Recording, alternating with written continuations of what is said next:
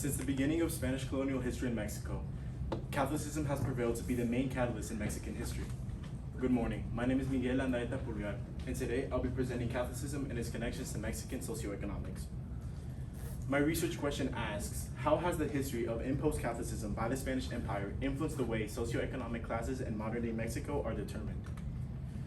The answer I have come up with states that since the emergence of the Lady Guadalupe, symbol of indigenous revolution and rebellion, Mexicans of a higher socioeconomic status began to disassociate with revolutionary ideas, those of which have heavily influenced middle and lower class Mexican religious identity.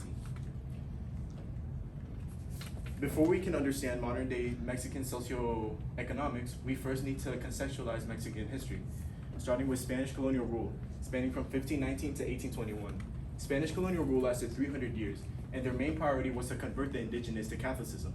The Spanish believed that by converting the indigenous to Catholicism, it would purify and cleanse them of pagan spiritualities seen as sinful to the European Church. As the generations passed on, the indigenous did come to convert to Catholicism for the most part, but there were still remnants of native culture in the faith that they practiced. For example, the Virgin Lady of Guadalupe. The Virgin Lady of Guadalupe was a painting that emerged in 1531. For the Spanish Empire, she was a symbol of successful religious conversion. But for the native Mexicans, she was a symbol of unsuccessful cultural subjugation by the empire. As you can see in this comparison, this modern day depiction of the previously worshipped goddess Tanancin carried uncanny resemblance to the Virgin Lady Guadalupe. Tim Heaton, an author for the Review of Religious Research, once stated that Mexican Catholicism has long harbored an internal diversity, as indigenous beliefs and practices have been integrated into a Christian belief system. This quote further establishes the discovery of a special blend of Catholicism, that being indigenous Mexican Catholicism. The quote of the Virgin Guadalupe served as a way to promote the message of the Virgin Guadalupe to the indigenous Mexicans, to show that their culture has not died despite the attempts from the empire.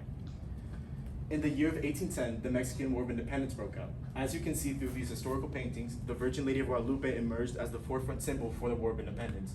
And 100 years after, in the Mexican Revolution, in 1910, the Virgin Lady of Guadalupe was used once more as a forefront symbol for the Mexicans that sought to fight for liberty and justice.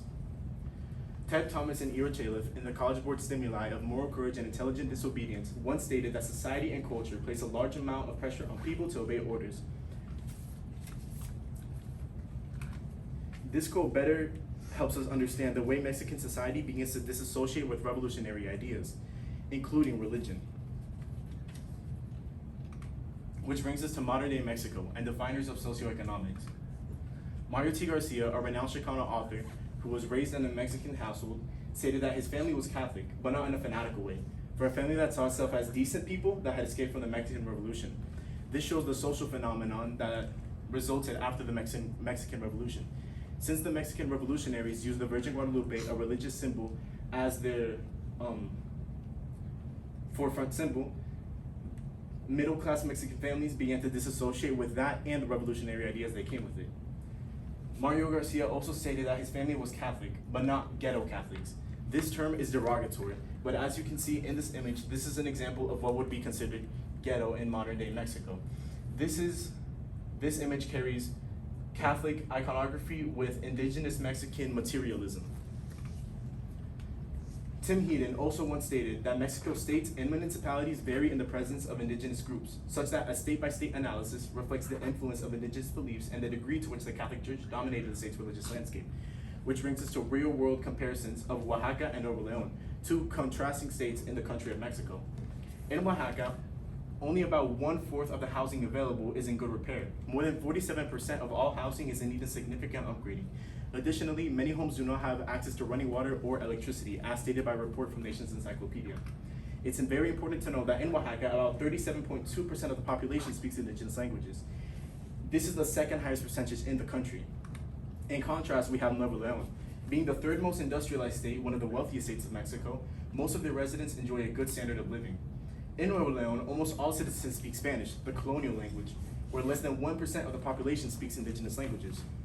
It's important that we note this contrast to better understand the lasting effects the Spanish Empire had on Mexico and its indigenous population. In conclusion, Indigenous culture has prevailed centuries of conversion, discrimination, and prejudice that limits the way people of this society practice their faith and perceive others. All in all, it's important that we understand this discrimination so that it doesn't continue to plague our societies. This is my works cited. Thank you. Do you have any questions? Tell me how your question evolved as you worked through the whole process. Well, at the beginning, I wanted to study, I wanted to research Latino religious iconography in general. I wanted to specify my research since most of the research I found was in Mexico. And as I was researching, I found that there was a interesting comparison with the indigenous populations of a state and how poor it is. And what advice would you have for people that take this on in the future? One advice I would have is that there definitely needs to be more research done on the social effects. I found a lot of cold hard data and I found a lot of historical context, but if we as a society had more of a discussion on religious discrimination, there would be more social research to be done. You're done with